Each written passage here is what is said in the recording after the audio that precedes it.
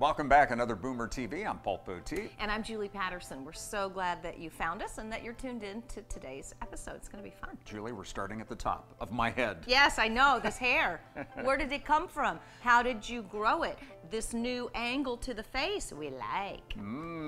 Yes, we like that. We're going to visit the hair experts and find out how that happened. So my hair has some new company, and a Cabaret has a new location. Oh my goodness, the Cabaret is fantastic. They have a new home at 10th and Pennsylvania. It's gorgeous. Jill Detmeyer is going to take us inside, and you'll get the update on today's show. So how do you connect with Gleaners, and what are they doing right now in the community? We've got a report on that. Right, Gleaners Food Bank. If you've never been inside, we take you there, and you'll see how it all works and how we're helping the community. I feel a little chill from you, Julie, like you've been around some ghosts or something. Oh, it's no, it's well, I'm scary. I get that part, but the ghost tour is historic. John Dillinger, the first serial killer, H.H. Holmes. All of these stories actually happened in the little community of Irvington, and Alan Hunter is going to take us there. Stay tuned. It's all coming up on Boomer TV.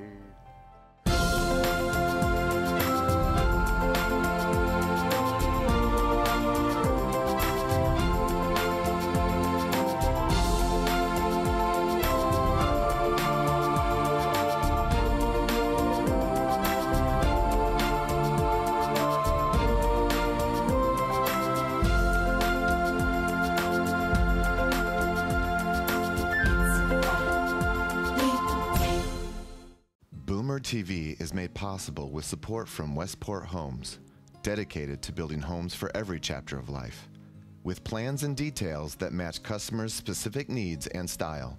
Additional funding is provided by Altman, Poindexter, and Wyatt attorneys, serving clients throughout central Indiana with wills, trusts, and estates, with over 70 years of combined experience. Unique Home Solutions, serving more than 30,000 homeowners since 1983. Providing home remodeling services from minor updates to complete renovations with a mission to improve appearance and efficiency. You're a fan of history? I am history. We're both sort of historic. Yeah, I get you. But they do these historic ghost tours in Irvington, led by a man named Alan Hunter, and they're so intriguing. He has been at this he's got some history doing this. Yeah. He's a great storyteller. Stories about John Dillinger robbing a business in Irvington. America's first serial killer, H.H. Holmes, lived in Irvington for a while. It's fascinating stuff, and we're going to go behind the scenes and in front of the scenes, and we're going to talk to kind of scary. Alan Hunter. I know, and if you're not scared yet. We start our tours right here because this building that you are leaning up against is Irvington Masonic Lodge 666. Everyone knows what 666 stands for. Sign of the beast, the mark of the devil. In fact, it's just the lodge after number 665, but it is perfect for us to start our ghost tours. It is haunted. We're here with Alan Hunter. He is a retired history teacher and baseball coach, but now he does something very different. One of his claims to fame is leading the historic Irvington ghost tours. How'd you get into that? The community council got in contact with me about 16 years ago and thought it would be a cute idea to go along with their Halloween festival that they've had here since 1946, and it was a good complement to what they already had going on, and it's been a perfect fit. When did you become interested in historical ghost adventures? Well, always. I mean, everybody likes a good ghost story. That's but true. As a former teacher, I found out the best way I could get my kids interested in history lessons was to tell them a ghost story. Oh. And I knew quite a few. Indiana's full of great ghost stories. So if I wanted a teenager to listen to me and want to learn more, all I had to do was tell them a ghost story. And that's kind of how it started. I'm not going to tell you where that active spot is until I get you safely through it, because it is very, very active. We're going to take our first walk, stay close to the buildings, and we'll get this party started.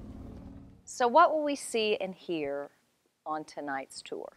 Well, tonight's tour, is like every tour. I mean, they're all a little bit different because different things happen on different tours. It's an active ghost tour, and you've been on it. You know that things happen, and a lot of people say, yeah, right, until you see it.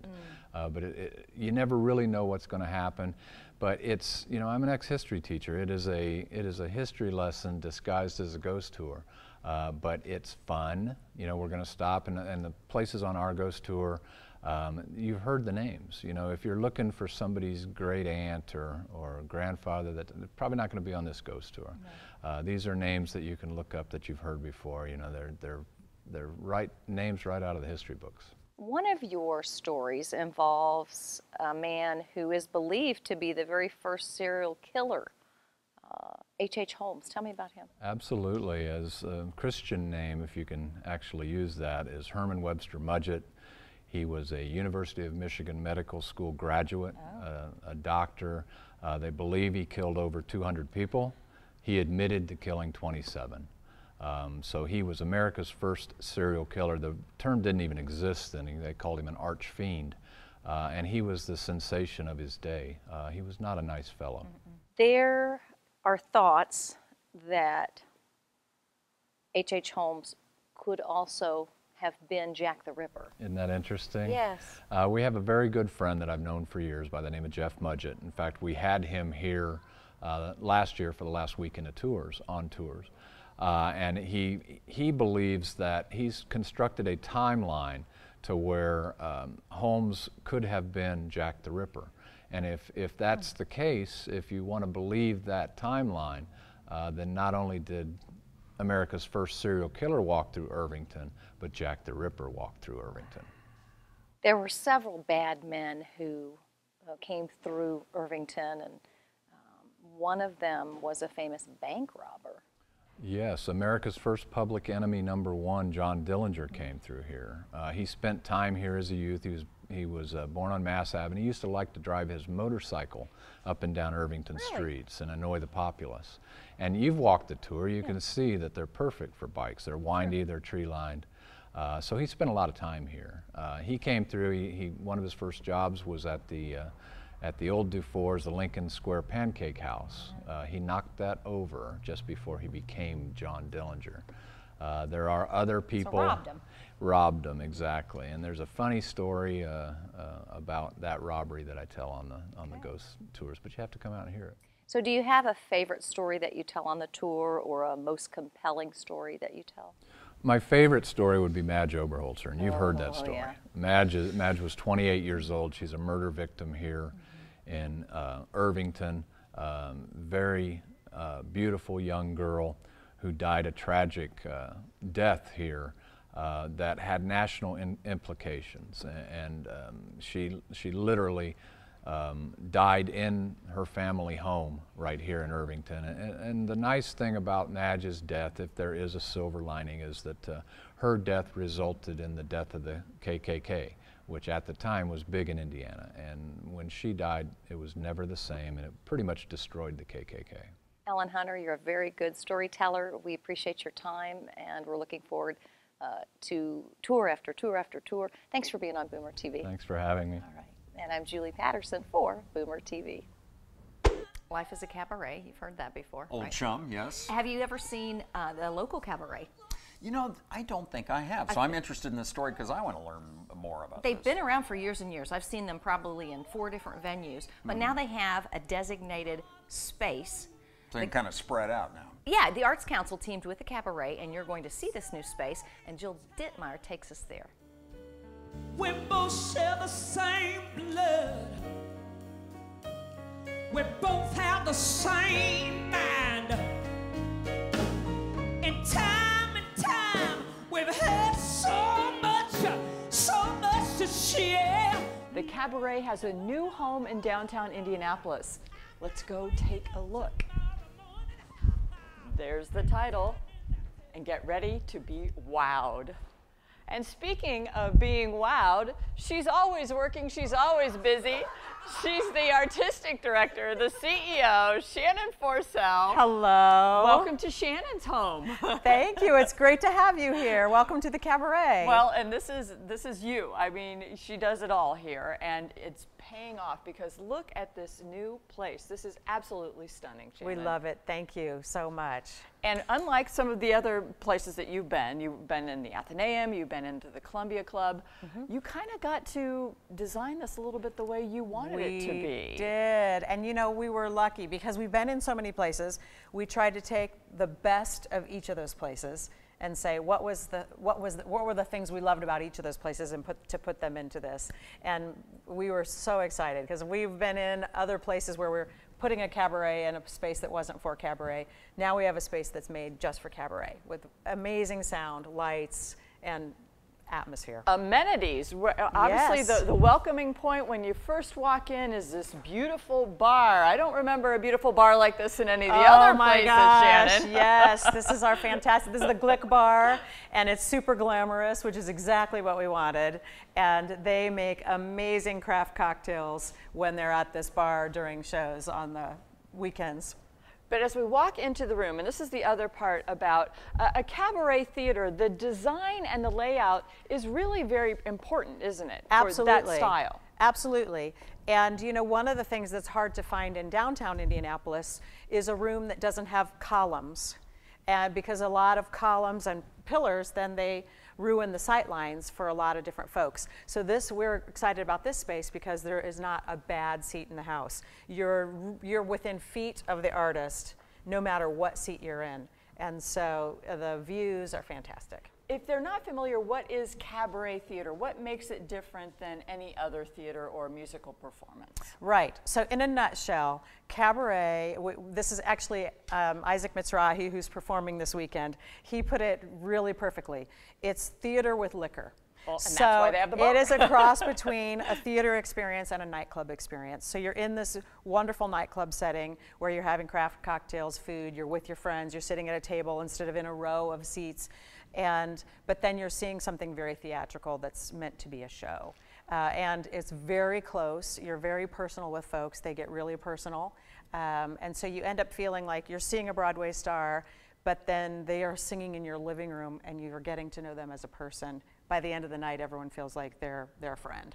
And it's also very easy access for your performers, too. Absolutely. And Let's you're going go. to take us a little bit back behind the scenes? Sure. Because once again, when you had the ability to come into this space and kind of decide the layout, where you wanted everything to be, I mean, look how easy it is for performers to get from the dressing rooms in here. Is this one of the beautiful dressing rooms? Absolutely. And to get right into the stage. And let's have a little seat here. Absolutely, yeah. And you are a performer yourself. I am, thank you. What is it about the cabaret experience that has drawn you to it and kept you with it? You continue to perform, but like I said, you run this place. Right. I just love the intimacy of the cabaret art form. I think it allows you to go deep with people's emotions, to really reach folks on a deep level. And I feel like in this world of everything coming at us all the time, that we need a place to go that's not doing that. We're going into our 10-year anniversary next year, which is exciting. So when we first started, we had no idea if Indianapolis would have any interest in cabaret. You know, it's largely on the coasts that cabaret is, and now they're calling us the Midwest Mecca for cabaret, which is really exciting for us. So on a national scale, Indianapolis is being looked at for folks that mean business with cabaret. And so now we are excited because we've built an audience that wants this and wants this for good. And that we spent a lot of years building an audience, and now we'll keep building it. But we have a lot of folks who want us to be here, and we're thrilled about that. And you pay attention to your audience, what they want to see, what they want to hear, and then you go out and seek those performers. Absolutely. Yeah, we love for folks to say, here's who I want to see, and give us feedback. We'll do surveys regularly, ask folks on Facebook, who do you want to see in Indianapolis? You know, a lot of the folks that we have are not household names, so they're Broadway stars and folks, so you have to say, oh, that person what starred in Wicked. Oh, okay, now I know who they are, you know, when they're in Indianapolis. But what our folks have learned is even if you don't know who they are, you can count on them being incredible. And the bar is incredible no matter Right, what. absolutely. The whole experience is incredible. And our food and beverage is done by the Jazz Kitchen, so you can have drinks and food before the show, and it's just a lovely night out. I think we're going to head back up to the bar after this. Thank you, Shannon, so much. Continued success to you. Thank you. Thanks for being here. For Boomer TV, I'm Jill Dittmeyer. Let's go back to the Glick Bar. Okay. Lead the way. Julie, there's nothing like the assistance from Hoosiers helping Hoosiers, and boy, as long as I can remember, Gleaners has always been around, it seems like, yeah. You know, we're fortunate, you know, we have food on our table every day. It's not the same for everybody in our city, so it's a good thing that a Gleaners is around to help those in need.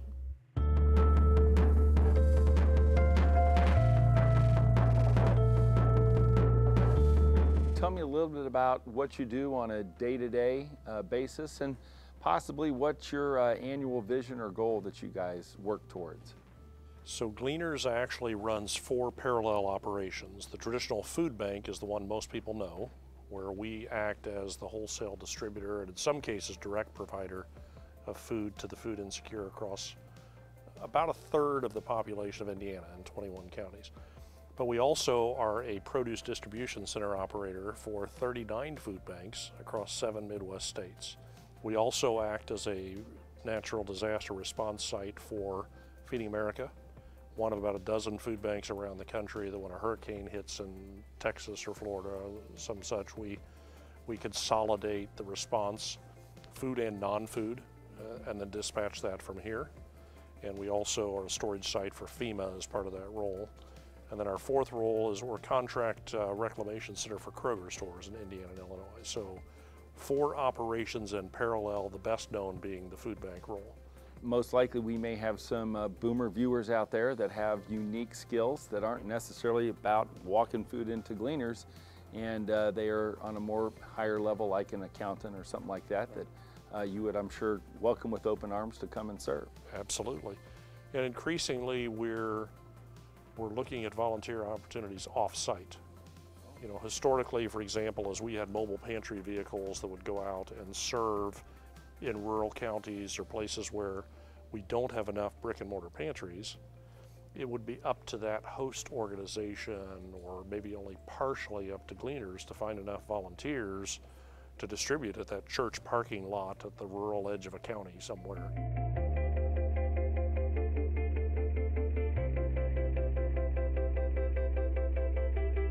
So we call this the chute. Okay. 4 lanes wide, one way east to west. Those refrigerated box trucks are really the backbone of the fleet. Okay. They'll do mixed routes, where outbound they may deliver food to a food pantry, they may deliver supplies to a food drive location. On the way back, they pick up food drive proceeds, they pick up donated food at retail stores, they may make a run to a food plant or distribution center. It's sort of a mix. Clients will come in this way. Okay. There are 2 employees in this pantry. All the rest are volunteers. I see. So you'll have as few as half a dozen, as many as 20 volunteers that'll be at each station. So they'll start here with produce, then go on to meat. There's usually bread, and then if we have dairy or specialty items, they're down there at the end. And then the shelf stable is here. How do you supply your inventory? Is that purchased or donated? It's about 3/4 donated and about 1/4 purchased. Okay. So, and if you think about the 2 opportunities, say it's a $1 retail can, by the time you add multiple transportation stops, all the staffing equivalent and so on, it could have $4 to $5 of cost. Sure. When it's actually handed to the person, but it's $1 value. So give us $1 in cash, right, and we can go out and shop at General Mills or Kraft or Nabisco or companies that give us deep discounts. Yes. And it's leaving our building still less than retail cost. So it's dramatic. We could take $1 in cash, yes, and deliver $9 in value to somebody who's hungry. Or you can take a $1 can and it's 4 or 5 times the cost by the time it's delivered. Yeah.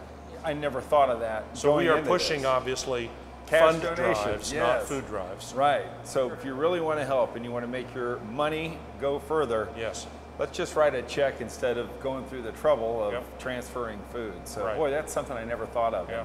A real useful tip.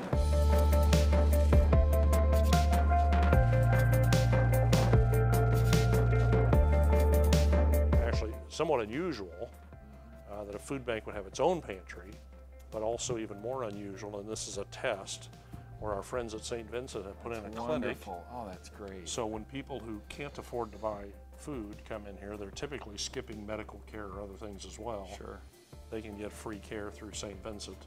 The setup on the other side of that wall is, Wow. think of it like one of the retail stores, or CVS or Walgreens, where you have Sure. a couple exam rooms and a lab and so on. I just think it's great that you're healing people trying. while you're feeding them.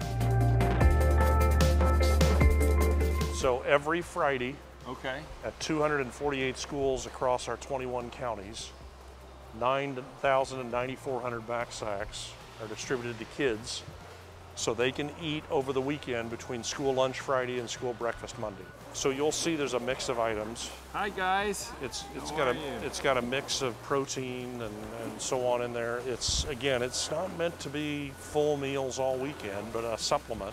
Yes. For some kids, that is all they eat. The unfortunate reality is we're having to do this and give this to these kids at school because there's no adult involved in feeding that kid over the weekend. John, I want to thank you for sharing all the wonderful things Gleaners does here in Central Indiana. This is Glenn Bill with Boomer TV.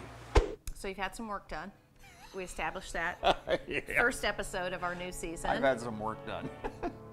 From there up. This area looks great, by the way. It's gorgeous. You had a hair. Do they call them hair transplants? What do they call Yeah, it's a multi-unit hair grafting. grafting. I'm going to bring in my friend Darren to explain all of this stuff. You're gonna graft it out for us and show us. That's right. Okay. I brought a clip. How you doing? Good to see you. Fine. Take a look. I know, it's amazing. Wow. How many months are we? Oh gosh, it's been about 7 months. 7 months? Yeah, wow. 7 months now. Looks fantastic. Yeah, It's good to see you. it's good to be here and be on the other side of all Yeah, the stuff. back that in goes the on back here. at the scene of the crime. Now take me back. All right, let's go back to the day of the procedure. You had a total of about 6 people working on you. A doctor, medical assistant, Blows my mind. nurses, harvesting the follicles from the back, preparing the follicles, putting them back in the top of the scalp. So total time in the clinic was about 5 hours. And what's unique about what we do are the type of groupings we use. The multi-unit hair grafting gives us more density in a single transplant. And these are the areas those grafts are prepared. So this is the ARTIS system, the most advanced medical robot in the world. And what's different from the way we had our transplant done is the robot can extract the follicles individually from the back of the scalp. This is ideal for smaller areas of loss with certain restrictions on how guys want to wear their hair in the back. You can wear your hair very short. There's no noticeable impact of having had the transplant. And it extracts the follicles individually, faster recovery, less downtime. So different types of approaches for different needs. This is about 15 to 20% of the transplants that we do is done with this. So it's interesting. It's very medical, very, obviously very high tech through here. Where are we going next? This is an FDA approved low-level laser light. So in these scenarios, most people are doing it as a thickening and hair loss control measure to help maintain what they've already got. So we do a lot of that, FDA approved, safe. And it sits alongside the platelet-rich plasma, the PRP, which is very popular now as well, combined with laser hair therapy. Taking a look at the hair up close. Now, you did this, I remember, with both my son and then with me. Yeah, so what Will's doing here is doing an analysis. So when someone first comes in and we have a consultation, the first thing is what's going on with the hair? What type of hair loss do you have? If we're looking at hair transplantation, we're looking at the back of the scalp to see what the donor area is like. In this scenario with a young lady, we're looking globally over the top of the scalp from a hair loss prevention point of view to get an idea of the health of the scalp and the hair. So we can formulate a treatment plan depending on what's going on. Tell the audience, how do a group of people like you guys get so into hair? Well, that's a really good question. If you had said to me 20 years ago, I'd be here talking to you about hair. Most of us have been through it. Most of us have been through some type of hair restoration. I've had the hair transplant. Most of the employees here have had hair loss. So it's a sensitive issue. We have fun and joke a little bit, but it's a very serious issue. So for a lot of people coming in here, it's not just about the hair loss, it's about guiding them through that process after it. And so, you know, we're because people, I mean, your looks for a lot of people are so important. Yeah. And so I guess you guys see this as a way of improving lives. Absolutely. I mean, you see someone come in and maybe they're down a little bit about their hair loss, they're wearing a hat in the case of a lot of the guys, and you see them afterwards with their hair back. Maybe they've lost weight, they dress differently, they have a different, you know, stride to them, they're happier. It's a real thing. And so when you look good, you feel good. When you feel good, good things happen. And it's true. And it's something we're passionate about, you know, and it's neat. A transitions part of the business has been going for 22 years and really was started as a focus for non-surgical hair loss. I'll ask you what a lot of people have asked me is, does your son take that off at night? Is that something that just snaps on and off? No, it's permanent but reversible, and that's the great thing about it. You know, in the old days, the old illusion of a hairpiece was, toupee. Oh, you go out in the wind and it would blow off. It's going to fly up and, It's now basically your hair. We can match it to real human hair that has a complete look of your hair. So the color, the coarseness, the wave, the curl. So you do not take it on and off, although it is reversible if we need to. But it's a full restoration, and you work out, you swim, you go about your life like you normally did. It's just those people are normally people that have a lot of hair loss and are better suited to that technology versus hair transplantation.